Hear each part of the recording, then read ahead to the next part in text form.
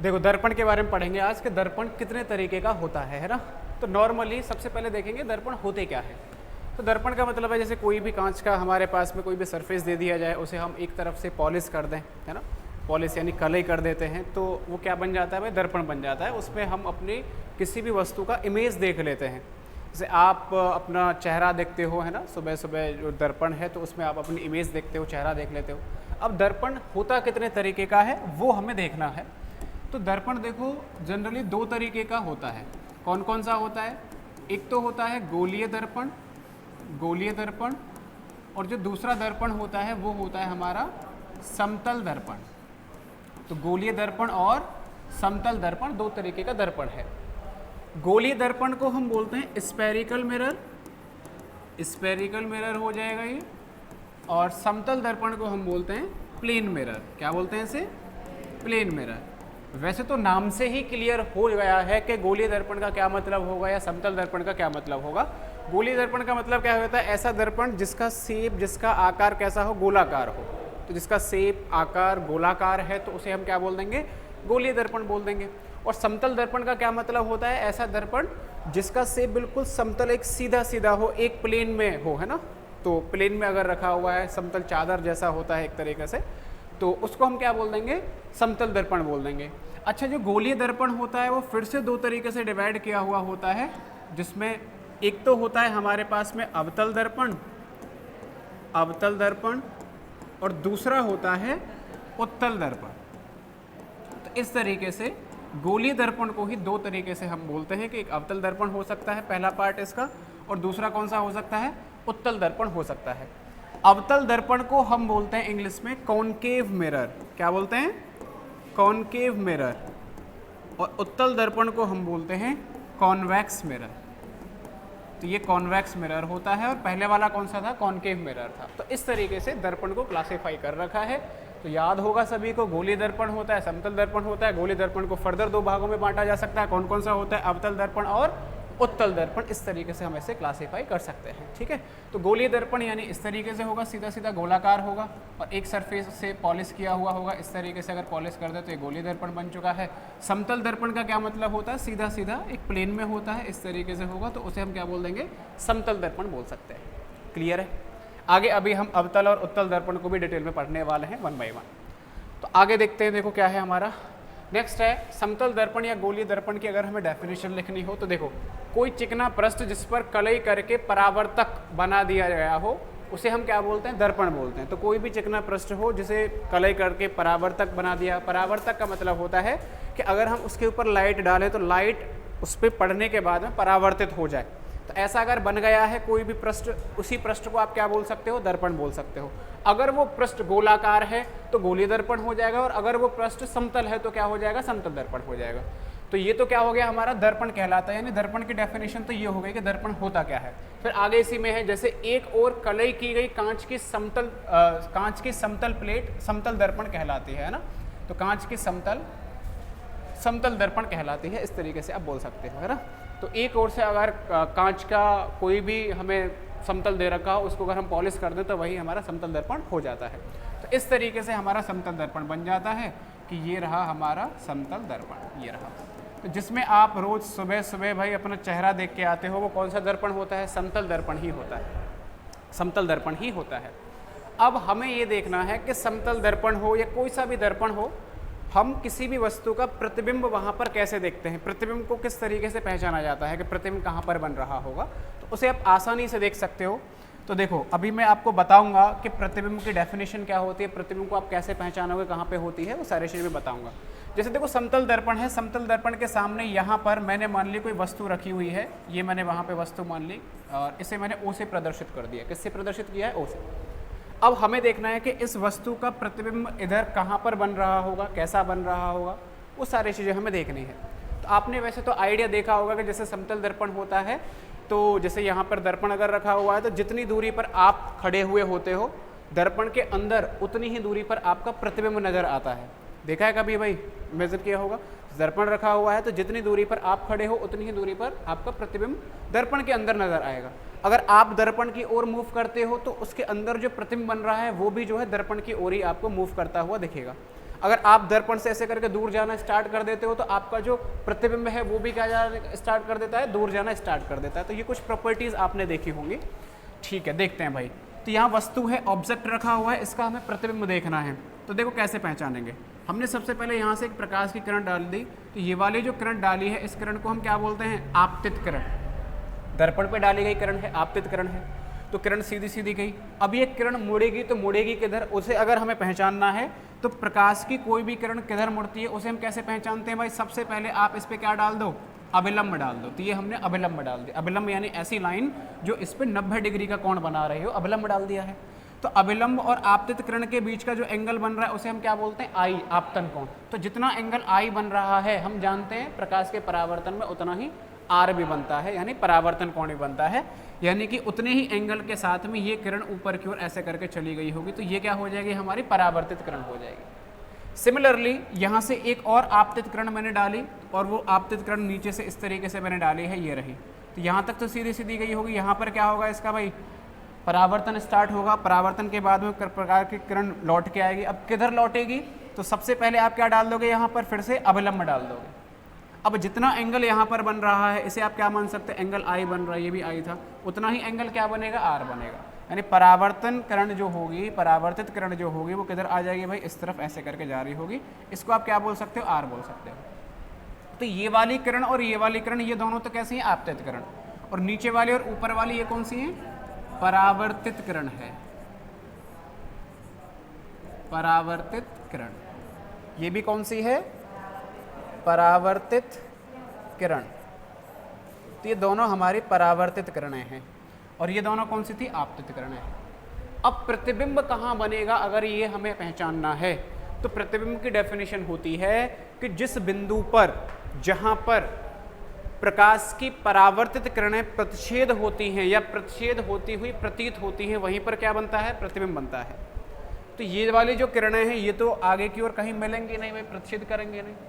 लेकिन अगर आप इन्हें पीछे की ओर बढ़ा दो तो पीछे की ओर ये मिलती हुई आपको प्रतीत हो जाएंगी।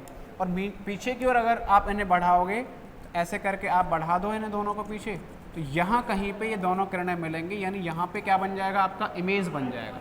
इमेज यानी प्रतिबिंब बन जाएगा इस तरीके से। ठीक है, ऐसे करके हम पहचान सकते हैं।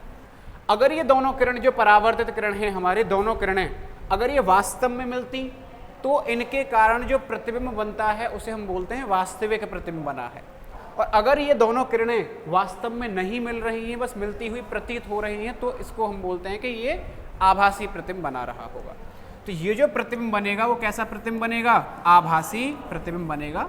अभी मैं बताऊंगा आभासी प्रतिबिंब की डेफिनेशन या वास्तविक प्रतिबिंब की डेफिनेशन भी। तो इस तरीके से कोई भी समतल दर्पण अगर दिया हुआ हो तो उसके कारण हमारा प्रतिबिंब बन जाता है। आप यहाँ देख रहे होंगे जितनी दूरी पर वस्तु रखी हुई है सेम उतनी ही दूरी पर पीछे की ओर प्रतिबिंब भी बनता है। जितनी लंबाई की वस्तु होती है उतनी ही लंबाई का समतल दर्पण के कारण प्रतिबिंब बनता है।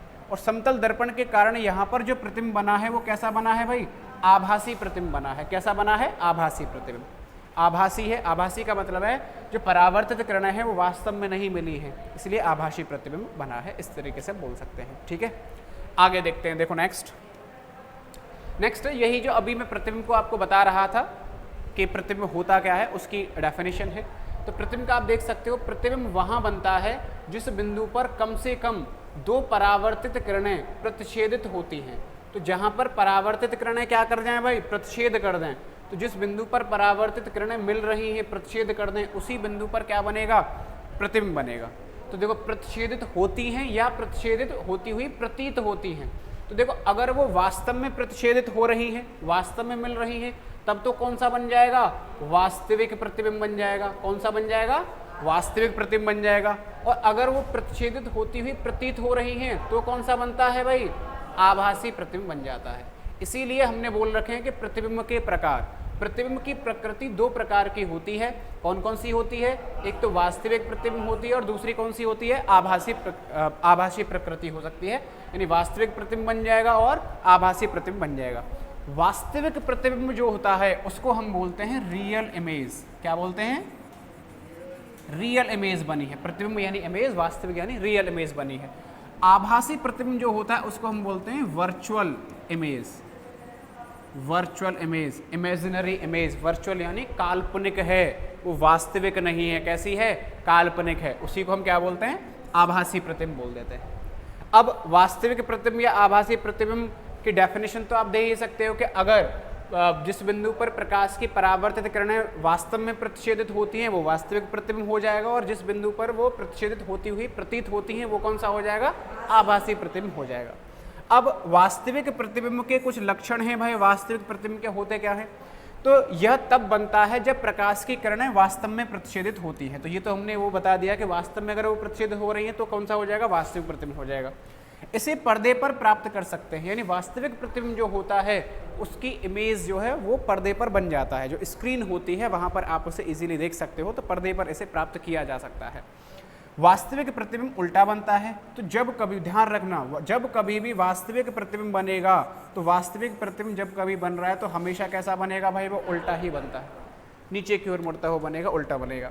अब आभासी प्रतिबिंब की अगर बात करें तो आभासी प्रतिबिंब की बातें सारी की सारी उल्टी हो जाएंगी। जैसे कि ये तो कब बन रहा था, जब किरणें वास्तव में प्रतिच्छेदित हो रही हैं, और ये कब बनेगा, यह तब बनता है जब प्रकाश की किरणें वास्तव में प्रतिच्छेदित नहीं होती हैं या फिर प्रतिच्छेद होती हुई प्रतीत होती हैं, ऐसा आप लिख सकते हो, प्रतिच्छेद होती हुई प्रतीत होती हैं, तो कौन सा हो जाएगा, आभासी प्रतिबिंब हो जाएगा।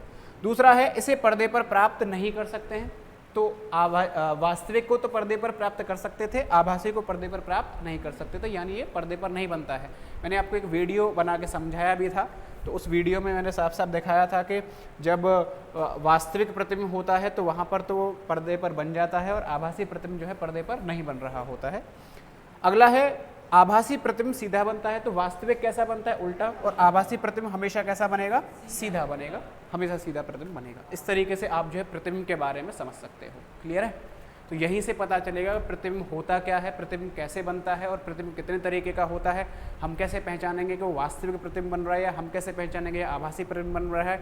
वास्तविक अगर बन रहा है तो उल्टा ही बनेगा, आभासी अगर बन रहा है तो सीधा प्रतिबिंब बनता है। ठीक है, आगे देखते हैं। देखो नेक्स्ट है समतल दर्पण के द्वारा जो प्रतिबिंब हमारा बना था उसके कुछ लक्षण होते हैं।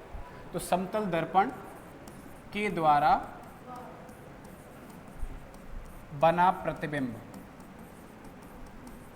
समतल दर्पण के द्वारा बना प्रतिबिंब, जो समतल दर्पण के द्वारा प्रतिबिंब बन रहा था, जैसे अभी हमने बनाया था ना कि इस तरीके से समतल दर्पण है, यहाँ पर वस्तु रखी थी, ऐसे करके प्रकाश की किरण गई, टकराने के बाद ऊपर चली गई थी, अगर नीचे की ओर भेजा जाए टकराने के बाद नीचे आ गई थी, और इन दोनों किरणों को अगर मिलाएं तो यहाँ कहीं पर क्या बन गया था, हमारा प्रतिबिंब बन गया था। यही हो रहा था भाई, और यहाँ पर क्या रखी हुई थी, वस्तु रखी हुई थी, तो ये किरणें मिलती हुई प्रतीत हुई थी। अब इसकी कुछ प्रॉपर्टी हैं, जैसे कि समतल दर्पण के द्वारा जो बना प्रतिबिंब होता है, पहला पॉइंट है कि कैसा होता है, वो आभासी होता है। बताया था क्योंकि वास्तव में तो मिला नहीं है, वो मिलता हुआ प्रतीत हुआ है, इसीलिए कैसा होता है, आभासी। और अभी बताया कि अगर वो आभासी है तो कैसा बनता है, सीधा तो होगा ही होगा। तो आभासी एवं सीधा होता है, एवं प्रतिबिंब का आकार वस्तु के आकार के बराबर होता है। तो जितने आकार की वस्तु होती है प्रतिबिंब भी उतने ही आकार का आपको बनता हुआ नजर आएगा। तो आभासी एवं सीधा होता है, प्रतिबिंब का आकार वस्तु के आकार के बराबर होता है। अगला है प्रतिबिंब दर्पण के उतने पीछे बनता है जितनी वस्तु की दर्पण से दूरी होती है। तो ये भी मैं बता रहा था अभी कि जितनी दूरी पर वस्तु है, जितनी दूरी पर आप खड़े हुए हो, उतनी ही दूरी पर आपका प्रतिबिंब भी बनेगा। ठीक है, अगर आप दर्पण की ओर चलना स्टार्ट कर देते हो तो प्रतिबिंब भी जो है दर्पण की ओर मूव करना स्टार्ट कर देगा। आप अगर दर्पण से दूर जा रहे हो तो प्रतिबिंब भी दर्पण से दूर जाना स्टार्ट कर देता है। तो सेम डिस्टेंस पे होते हैं, यानी जितनी दूरी पर ये है यहाँ से यहाँ तक, सेम उतनी दूरी पर यहाँ से यहाँ तक प्रतिबिंब भी बन रहा होगा। अगला है प्रतिबिंब पार्श्व परिवर्तित होता है। पार्श्व परिवर्तित का मतलब होता है कि जो लेफ्ट साइड होती है वो तो आपको प्रतिबिंब में राइट साइड में दिखाई देगी, और जो राइट साइड होती है वो किधर दिखाई देती है, लेफ्ट साइड में। कभी देखा है आपने इस तरीके से प्रतिबिंब, जैसे ये वाला जो हैंड है प्रतिबिंब में आपको इधर नजर आएगा, ये वाला किधर आएगा, इधर ऐसे करके है। जैसे आप ऐसे करके देखोगे प्रतिबिंब के आगे अगर ये वाला हाथ उठाओगे तो उसके अंदर आपको ऐसा करके इधर साइड वाला दिखेगा। इसी को हम बोलते हैं पार्श्व परिवर्तन, पार्श्व परिवर्तित, पार्श्व यानी लेटरली इन्वर्टेड हो जाता है वो, है ना। तो इसे आप देख सकते हो पार्श्व परिवर्तन को, इसमें वस्तु का दायां भाग बायां प्रतीत होता है और बायां भाग दायां प्रतीत होता है। दायां बायां, बायां दायां, साइड चेंज हो जाती है, इधर वाला इधर, लेफ्ट राइट, राइट लेफ्ट में कन्वर्ट हो जाता है। तो इस तरीके से ये हमारे समतल दर्पण के द्वारा जो प्रतिबिंब बनते हैं उनके क्या है, हमारे प्रॉपर्टीज हो जाती हैं। क्लियर है? आगे देखो नेक्स्ट। नेक्स्ट है हमारा, जैसे कि ये देखो समतल दर्पण है। कौन सा दर्पण है भाई? ये समतल दर्पण है। यहाँ लिख लेते हैं, ये है समतल दर्पण। और समतल दर्पण के सामने कोई वस्तु, कोई रोबोट है। रोबोट कितनी दूरी पर रखा हुआ है भाई? 8 मीटर दूरी पर रखा हुआ है। कितनी दूरी पर रखा है? 8। तो आपसे पूछा जाएगा कि अगर समतल दर्पण से 8 मीटर दूरी पर रोबोट रखा हुआ है तो प्रतिबिंब कितनी दूरी पर बन रहा होगा? इस रोबोट से प्रतिबिंब कितनी दूरी पर बन रहा होगा? इस रोबोट से प्रतिबिंब कितनी दूरी पर बन रहा होगा?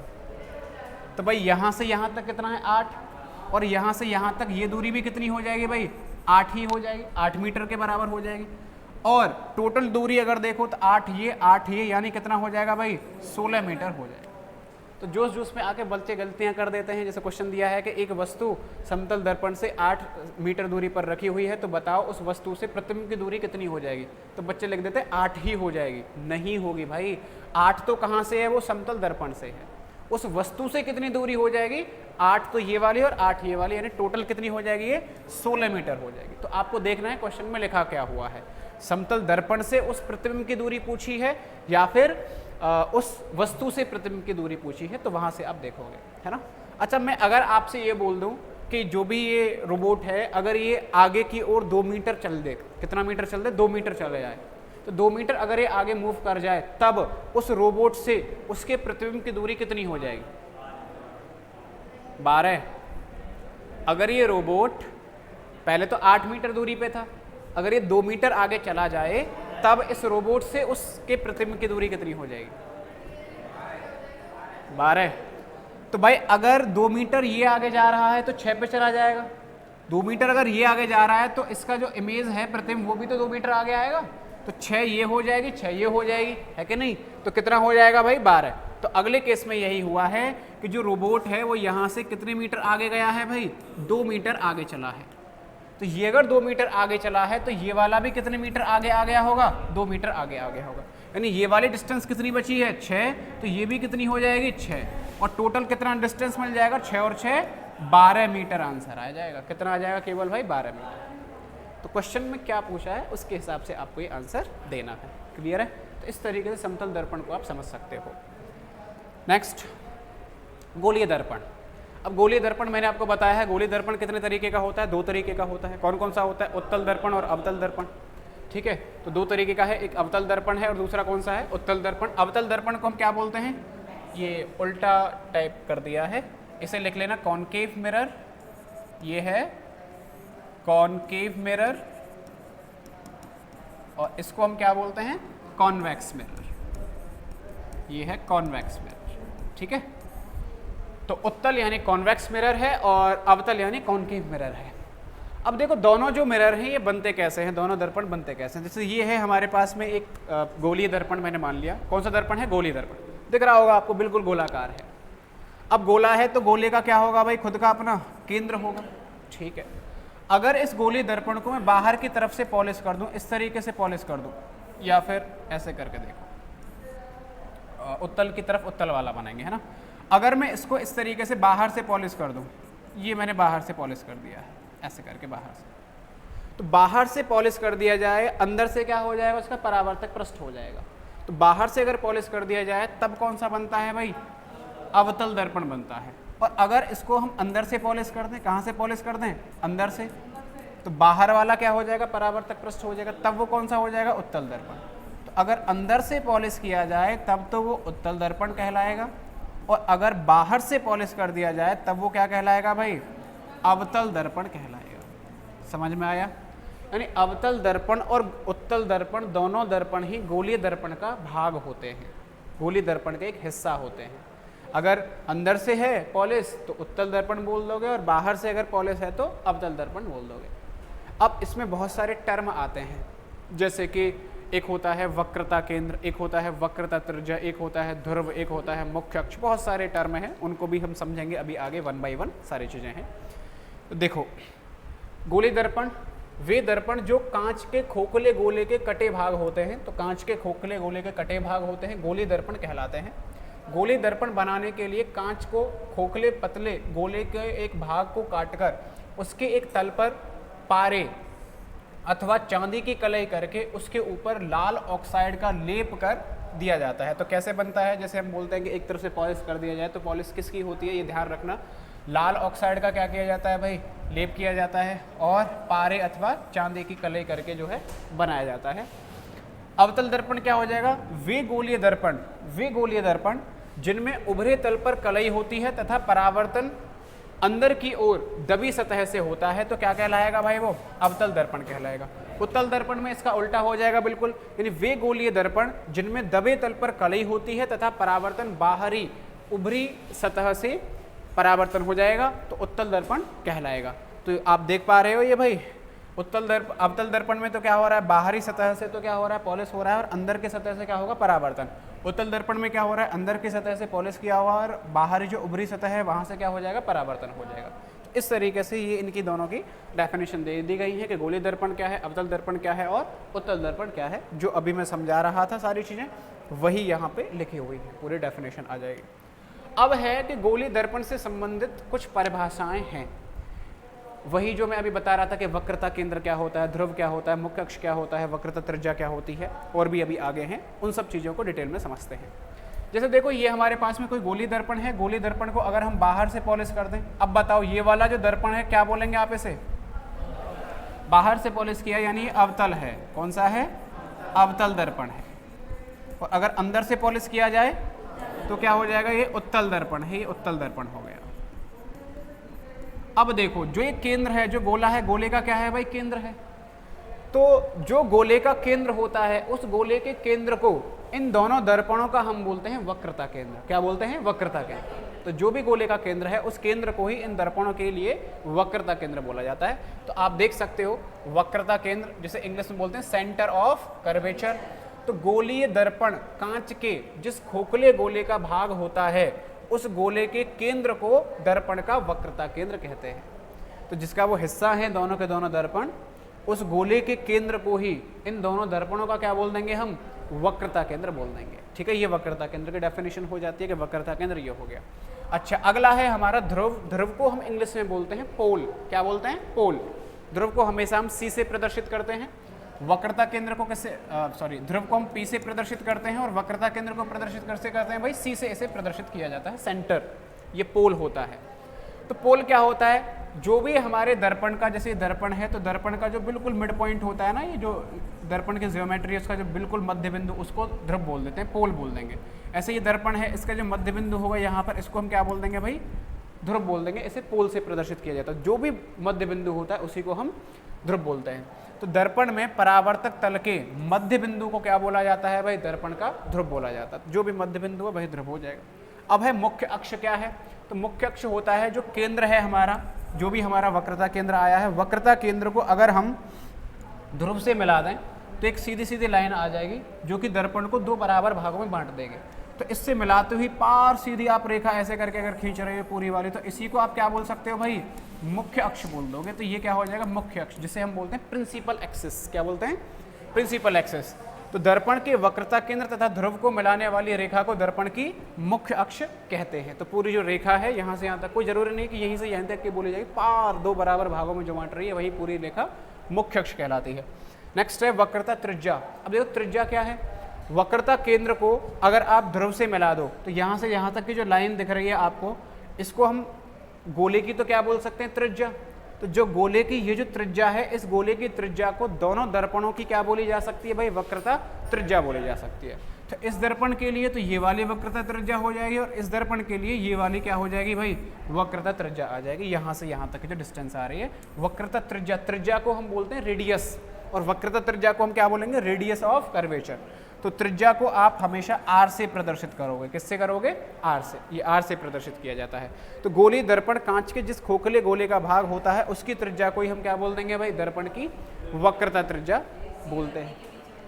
हाँ, सी और पी के बीच का ये वाला जो है, सी को अगर हम पी से ज्वाइन कर दें तो ये वाली डिस्टेंस है वही क्या हो जाएगी, वक्रता त्रिज्या। तो नॉर्मल सी बात है, कुछ नहीं है। वक्रता केंद्र क्या है, जो गोले का केंद्र होता है उस गोले के केंद्र को ही दोनों दर्पणों का क्या बोलेंगे, वक्रता केंद्र बोल देंगे। ध्रुव क्या है, जो भी इन दोनों दर्पणों का मिड पॉइंट होता है वो ध्रुव हो जाएगा। अगला मुख्य अक्ष ऐसी लाइन जो इसको दो बराबर इक्वल भागों में बांट दे और जो सी और पी से होकर पास कर रही हो वो मुख्य अक्ष हो जाएगा। वक्रता त्रिज्या यानी सी और पी को मिला दो, यहाँ से यहाँ तक की जो बीच की दूरी है ये वाली क्या हो जाएगी, हमारी वक्रता त्रिज्या हो जाएगी। इसको किससे प्रदर्शित करते हैं हम, आर से प्रदर्शित कर देते हैं। तो ये टर्म है, कुछ याद होनी चाहिए, चैप्टर में यूज होती रहते हैं। नेक्स्ट पर हमने पढ़ा था मुख्य फोकस। क्या पढ़ा था, मुख्य focus, principal axis. Principal axis को हम एफ से रिप्रेजेंट करते हैं और ये बहुत इंपॉर्टेंट पार्ट होता है, अपने आप में बहुत जरूरी है, बहुत महत्वपूर्ण है डेफिनेशन। इन सभी डेफिनेशंस में सबसे ज़्यादा इंपॉर्टेंट मुख्य फोकस ही होता है। अब मुख्य फोकस होता क्या है, तो मुख्य फोकस का मतलब होता है कि कोई भी दर्पण दे रखा हो, चाहे वो उत्तल दर्पण हो चाहे अवतल दर्पण हो, तो उत्तल दर्पण या अवतल दर्पण पे अगर मुख्य अक्ष के समांतर प्रकाश की किरणें भेजी जाती हैं, कितनी भी किरणें भेज दो, होनी चाहिए मुख्य अक्ष के समांतर। तो किरणें परावर्तन के पश्चात किसी एक ही बिंदु पर मिलती हैं या मिलती हुई प्रतीत होती हैं। जिस बिंदु पर मिल रही हैं या मिलती हुई प्रतीत होती हैं उसी को हम बोल देते हैं मुख्य फोकस। क्या बोल देते हैं, मुख्य फोकस। जैसे अवतल दर्पण की बात करो, ये रहा अवतल दर्पण, ये रहा इसका मुख्य अक्ष। क्या है ये भाई, मुख्य अक्ष। तो जो मुख्य अक्ष है उसके समांतर आप प्रकाश की किरणें भेज रहे हो। जैसे पहली किरण भेज दी, ये गई ऐसे करके चली गई, दूसरी इधर चली गई, तीसरी इधर चली गई, चौथी इधर चली गई। कितनी भी किरणें भेज देना, कितनी भी किरणें भेज देना, कहीं से भी भेज देना, कंडीशन ये है कि वो होनी चाहिए मुख्य अक्ष के समांतर। यहाँ से भेजो, यहाँ से भेजो, यहाँ से भेजो, यहाँ से भेजो, यहाँ से कहीं से भी भेज दो, अगर किरण मुख्य अक्ष के समांतर जा रही है तो दर्पण से टकराएगी और टकराने के बाद में किसी एक ही बिंदु पर जाके वो मिलेगी और जिस बिंदु पर जाके मिल रही है उस बिंदु को ही हम क्या बोल देते हैं, मुख्य फोकस बोल देते हैं। तो अवतल दर्पण में तो जो प्रकाश की किरणें हैं वो वास्तव में मिली हैं, वास्तव में इस बिंदु पर आके मिली हैं, तो इसको आप वास्तविक फोकस भी बोल सकते हो। क्या बोल सकते हो, वास्तविक फोकस, क्योंकि ये वास्तव में मिली है। तो अवतल दर्पण में जो फोकस होता है वो वास्तविक फोकस कहलाएगा, वास्तविक फोकस कहलाएगा। लेकिन अगर मैं बात करूं उत्तल दर्पण की, ये रहा उत्तल दर्पण, तो उत्तल दर्पण पे अगर आपने प्रकाश की किरण डाली है तो यहाँ तक तो जाएगी, लेकिन ये किरण को कैसे भेज देगा, ऊपर की तरफ। ये किरण ऐसे चली गई, ये किरण वापस भेज दी, ये किरण इधर चली गई, ये किरण इधर चली गई। अब इन सभी किरणों को, जितनी भी परावर्तित किरणें, अगर आप इन्हें पीछे की ओर ज्वाइन करोगे तो भी ये एक ही बिंदु पर जाकर मिलती हुई प्रतीत होती हैं।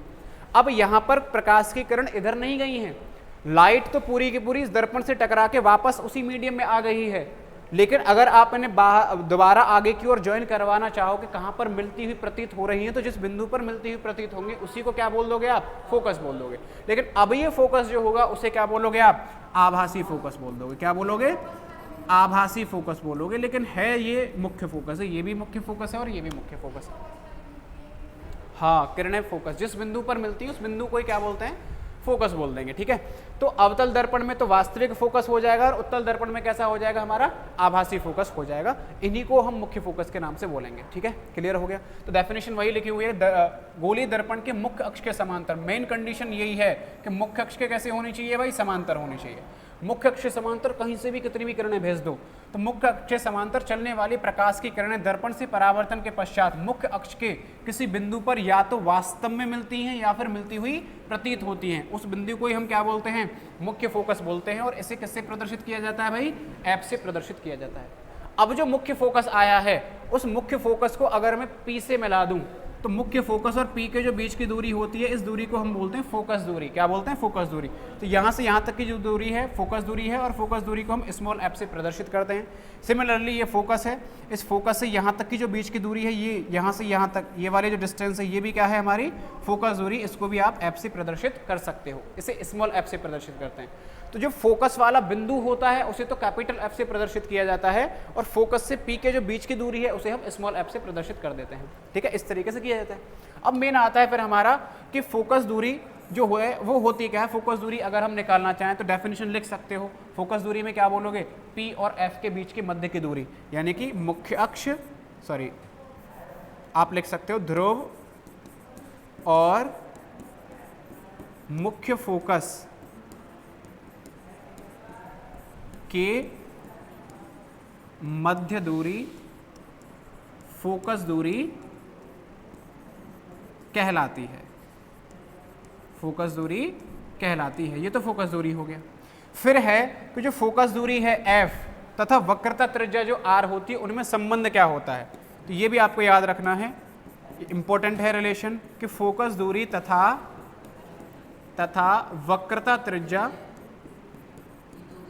वक्रता त्रिज्या में संबंध तो फोकस दूरी और वक्रता त्रिज्या में संबंध क्या होता है पता है आपको भाई, कि जो फोकस दूरी होती है ना, यहाँ से यहाँ तक की दूरी क्या है, फोकस दूरी, और वक्रता त्रिज्या क्या है, P से C के बीच की दूरी। तो फोकस दूरी जो है इस पूरी दूरी के क्या होती है, आधी होती है। ये R है, ये क्या है, F है। तो जो F होता है वो R का आधा होता है, यानी फोकस दूरी वक्रता त्रिज्या का हमेशा आधी होती है। आप इस लाइन को लिख भी लेना, फोकस दूरी वक्रता त्रिज्या की आधी होती है। या आप ऐसे भी लिख सकते हो कि जो वक्रता त्रिज्या है वो फोकस दूरी की क्या हो जाएगी भाई, दोगुनी हो जाएगी। वक्रता त्रिज्या फोकस दूरी की दोगुनी हो जाएगी, या फिर फोकस दूरी वक्रता त्रिज्या की आधी हो जाएगी। तो इस रिलेशन को आप देख सकते हो। जब कभी भी आप डायग्राम बनाया करो, जैसे ये डायग्राम आप बना रहे हो, तो हमेशा इस चीज़ का ध्यान रखें कि ये P है, ये C है, तो फोकस इन दोनों बिंदुओं के लगभग बिल्कुल बीचा बीच में ही होना चाहिए। कोशिश किया करो कि फोकस जो है, जो F है, वो इन दोनों के बिल्कुल बीच में ही लाई करे।